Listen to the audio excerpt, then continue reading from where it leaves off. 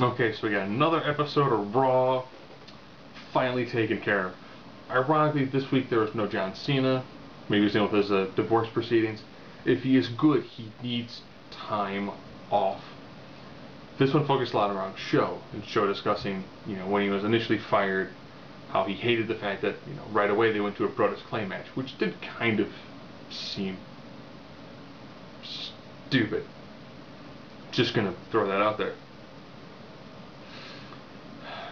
One of the first actual matches was Santino and Alberto Del Rio. I really currently could care less about Alberto Del Rio. I really could. This match was pretty much a squash like it should be. Del Rio going up against Sheamus, wasn't that the match for Over the Limit? But then they decided that the match kind of sucked, so they threw in two other people. Otunga took on Sheamus, where of course Sheamus just destroyed him. I like White Noise. It's a very good move. It's an interesting move because that was actually a finishing move for a female wrestler called Cheerleader Melissa. No one's also created Emerald Fusion, which also would work too, being he's Irish. But White Noise just seems kind of weird. There's a pretty solid tag match. We got to see Swagler take on Boom of Truth, or Truth Boom, whatever they want to call them. And all up, pretty solid match. It was good to see later on that Ziggler had mentioned he kind of wanted to get out of the tag team with Swagger. Actually, he should probably also drop Vicky Guerrero. I could totally see Ziggler going off on his own and being a fantastic tweener. He's got that cockiness heel persona that actual wrestling fans will actually enjoy, and he's highly athletic. And he's got a really good and total package that he could easily transition into the lower main event position where he's kind of been stuck if he actually could transition. And I think him and Punk would be a really solid feud. Miz took on Christian. Really nice back and forth match. After that match was done, with Christian of course winning, Miz cut a promo about how he was the person who scored the pinfall for Team Johnny, but he really hasn't done much. Just then led him getting beaten down by Orton. Okay, good to see Orton show up on the show. That's when Ziggler talked about he should have that spot. He should have Orton's spot. And I think you could pretty much have two people in that spot and it would work flawlessly. Punk and Daniel Bryan had a match, and of course, like all their matches, really solid. With Daniel Bryan getting the pinfall, and of course, also showed the cover for WWE 13, and it's CM Punk. Initially, Laurinaitis said it was him, but every time he's got a mic in his hands, I also hit mute or just skip forward because he brings nothing to the table. Nothing at all. He's dull, he's monotonous. People boo him just because he's so horrendous. Since Show in the beginning talked about, how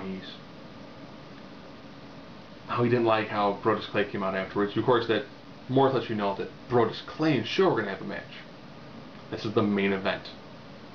It was pretty much Show just demolishing Brodus Clay, as well as Kofi Kingston and R-Truth. Okay, good to show as the monster heel that he's supposed to be. That was pretty solid. Earlier in the night, Big Show was talking to Alex Riley and said that he had a message that he wanted him to tell him in the back. He then threw Alex Riley face first into a wall. So I'm assuming that message is, 1, walls are hard. 2, if you're Alex Riley and you still have a job, you're probably just going to be thrown into a wall every now and then. I'm trying to think if I missed anything else.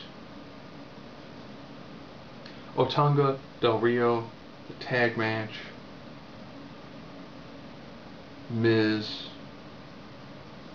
Yeah, I really didn't miss anything. And this is why I'm scared about that 3-hour Raw.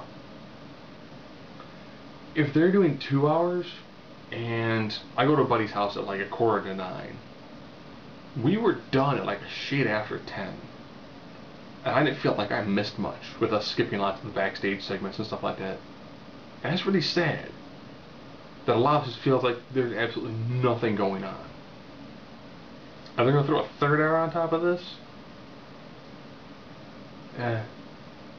Someone mentioned one of my thoughts about Jericho and his suspension. Yeah, if you desecrate the flag of most countries, it's actually a jailable offense, except for here in the States. Essentially, he crumpled up and kicked it, which meant he could have actually spent jail time. So he's got a 30-day suspension. He mentioned on Twitter that he's probably done. And I'll be really honest. I think that beyond Jericho having some other, pretty solid feuds, if he's not going to win a match at a pay-per-view, his return has just been atrocious. I still think that if they would have been smart, they would have actually had him win the belt off of Sheamus. Then if you would have done this international incident, you could have shown footage of it. You could have shown stripping, Jericho of the belt, and we've done something more for that title. I think putting those 4 guys, Kane and all them, involved in a, even as like a 4-person tournament to decide who the champion is, would have been better than just having Sheamus hold the belt and taking on Del Rio again. So all in all, this week's Raw, less Laurinaitis, which is a good thing. A couple of matches that were pretty decent, but I'll be honest, at this rate, 1, 2 matches, 3 stretching it, that were actually decent matches over a 2-hour stretch. Makes me think, whatever, a 3-hour stretch, we're guaranteed to have, 2, maybe 3 matches that are solid, and the rest just be kind of pointless squash matches and really poorly done promos. I don't know. Yeah, I've been watching Raw since it started, since even before that, when it was primetime wrestling. And beyond CM Punk, there really isn't a whole lot of great things to watch on Raw.